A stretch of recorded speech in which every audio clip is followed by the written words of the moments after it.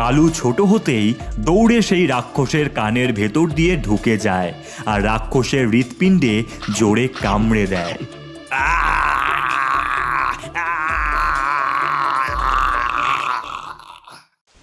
চৈত্র মাসের শুরুতেই হ্যাংলাপুর গ্রামে শুরু হয়েছে মেঘ ভাঙা বৃষ্টি। প্রতিদিন অঝোরে বৃষ্টি ও ঝড় হওয়ায় গ্রামের মানুষ একেবারেই নাজেহাল। তবে এই হ্যাংলাপুর গ্রামের একেবারে শেষ প্রান্তে থাকত এক পানখেকো বুড়ি। উফ, মরণ! এই বৃষ্টি থামার কোনো নাম গন্ধই দেখছি না। এদিকে আমার পান শেষ হয়ে গেছে। এখন আমি কি খেয়ে বাঁচবো? নাকি এবারে সময় এসে গেছে মরণের? ওরে চেঁচাস না, এত সহজে আমি মরবো না।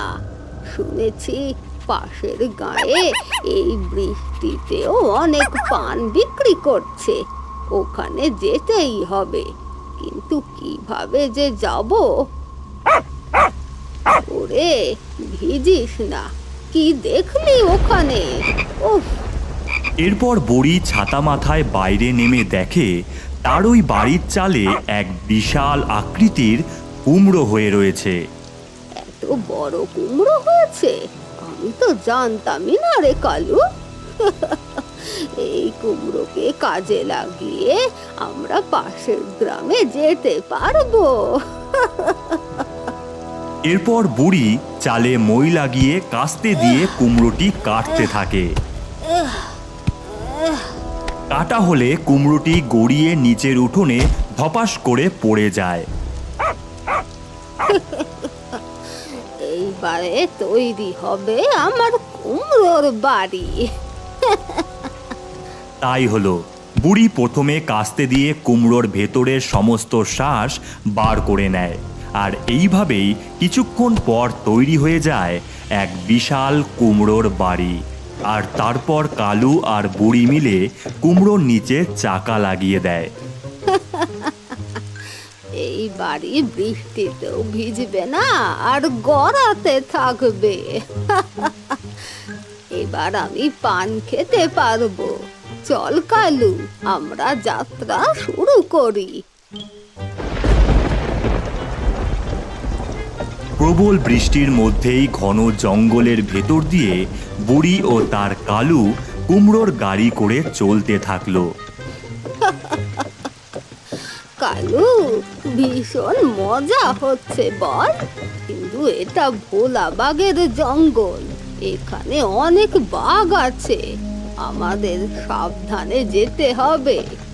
বাঘের উপর বাঘের লড়াই, এনে দে আমায় শুকনো করাই। খিদের জ্বালায় পেটটা জ্বলে, চাই শুধু সেদ্ধ ভাত তাই। এমন সময় বাইরে থেকে বাঘের আওয়াজ শোনা যায়। হ্যালো, ওরে বাবা রে, এ তো বাঘের আওয়াজ। হ্যালো, মানুষের গন্ধ পাচ্ছি। কুমড়োর ভেতর থেকে জমিয়ে খাবো আমি। বেরিয়ায় বুড়ি, বেরিয়ায়। এই বাঘের পেটে আমি যাব না। ওরে বাঘ, আমি কুমড়োর ভিতরে, তুই আমায় কিছু করতেই পারবি না। তবে রে। এই বলে বাঘটা কুমড়োকে আঘাত করা শুরু করে।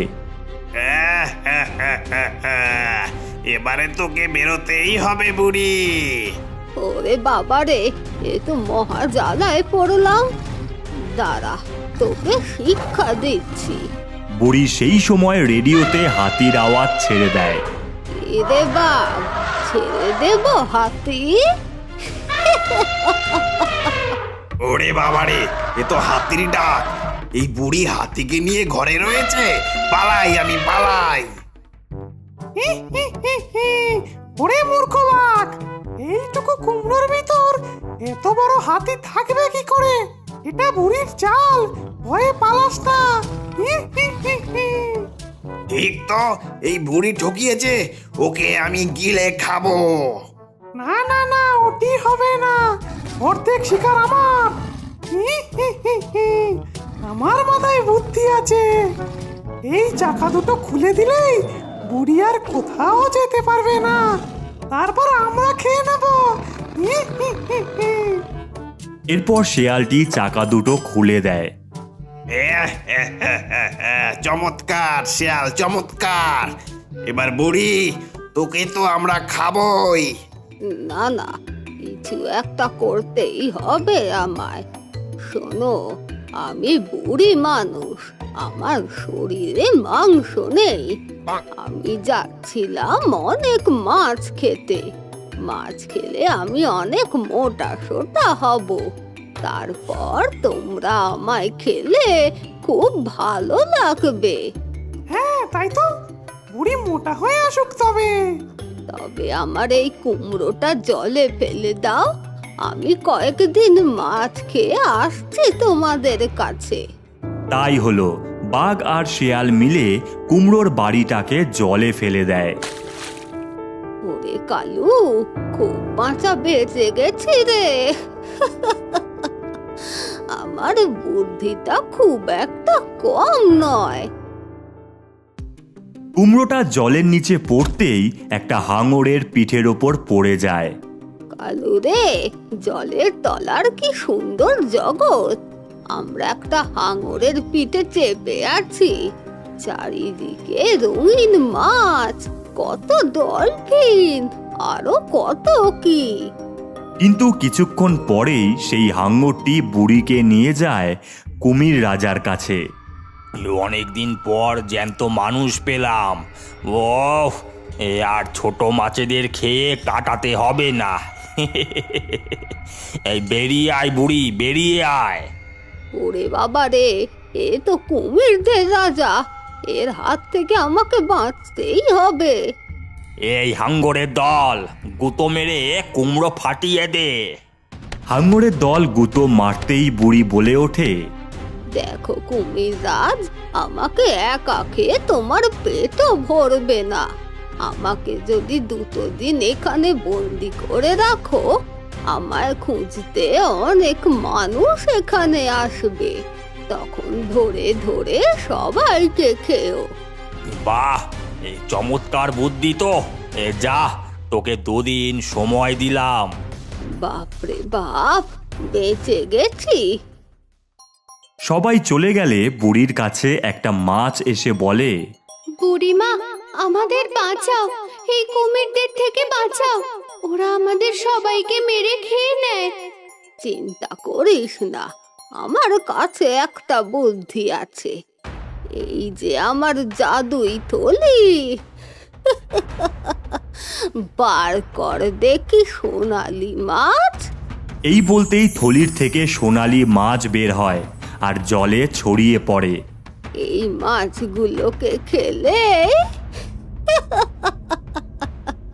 এরপর বিভিন্ন বড় বড় হাঙর ও কুমিররাজ এই সোনালি মাছগুলোকে খেতে থাকে, আর খেতেই ওরে বাবা রে, আহ আহ, এ জ্বলে যাচ্ছে তো। আহ আহ। ধন্যবাদ বুড়িমা, আমার এখান থেকে বেরোতে সাহায্য করো। এই কুয়োর মধ্যে দিয়ে যেতে হবে তোমায়। প্রথমে নরকের দেশ, তারপর পুরীর দেশ পেরিয়ে বাড়ি ফিরতে পারবে। যাও কুয়োর ভিতরে। ভালো থেকো তোমরা, আমি চলি। এরপর কুমড়োটা প্রবেশ করে নরকের দেশে। চারিদিকে শকুনেরা উড়ে বেড়াচ্ছে, কঙ্কালের দল ছড়িয়ে আছে। ওরে বাবা রে, এবার তো ভূতেদের জায়গায় এসে পড়লাম। তবে পান না খেয়ে আমি মরবো না রে কালু। আমি তৈরি আছি। দেখা যায় কতগুলো কঙ্কালের দল এসে কুমড়োর বাড়িটাকে তুলে নিয়ে যেতে থাকে। মানুষ এসেছে আমাদের দেশে, আজ রানীমা খুব খুশি হবে।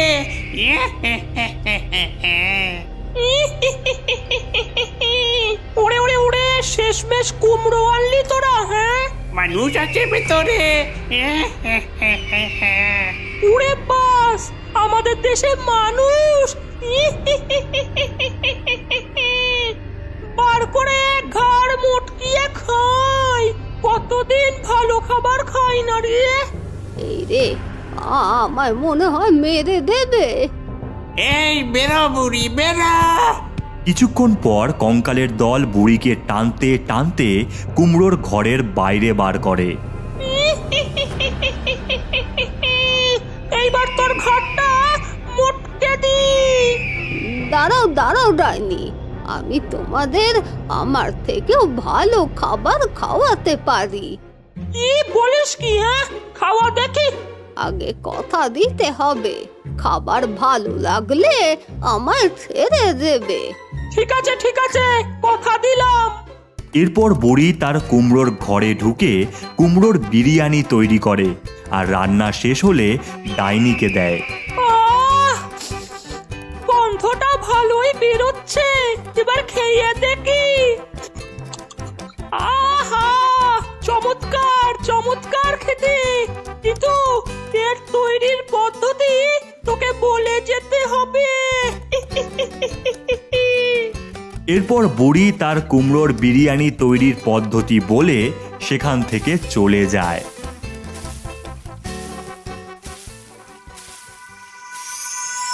এরপর তারা গাছের পিঠে চেপে পৌঁছায় পরীদের দেশে। চারিদিকে পুরো রূপকথার জগৎ রে কালু, কি সুন্দর দৃশ্য, আমাদের দারুণ অ্যাডভেঞ্চার হচ্ছে। এমন সময় কয়েকটি পরী সেখানে আসে আর বলে, তুমি কোথা থেকে আসছো বুড়িমা? সে তো অনেক কাহিনী মা, তবে বলতে পারো পৃথিবী থেকে। বুড়িমা, আমাদের দেশকে ওই ভম্বল রাক্ষস দখল করেছে, তুমি আমাদের বাঁচাও। ওই রাক্ষস সমস্ত পরীদের এক এক করে মেরে দিচ্ছে। ওই রাক্ষসের কাছে আমায় আর আমার কালুকে নিয়ে চলো। দাঁড়াও, আমরা বেরিয়ে আসি। এরপর পরীরা তাদের নিয়ে যায় আর ভম্বল রাক্ষসের গুহার ভেতরে প্রবেশ করে। ওই তো রাক্ষসটা ঘুমোচ্ছে, এটাই সুযোগ ওর ভিতরে ঢুকে ওর হৃৎপিণ্ডটাকে মেরে ফেলতে হবে। কালু, তোকে আমি ছোট করে দিচ্ছি, তুই এটা পারবি। আমার ঝুলি, কালুকে ছোট্ট করে দাও। কালু ছোট হতেই দৌড়ে সেই রাক্ষসের কানের ভেতর দিয়ে ঢুকে যায় আর রাক্ষসের হৃৎপিণ্ডে জোরে কামড়ে দেয়।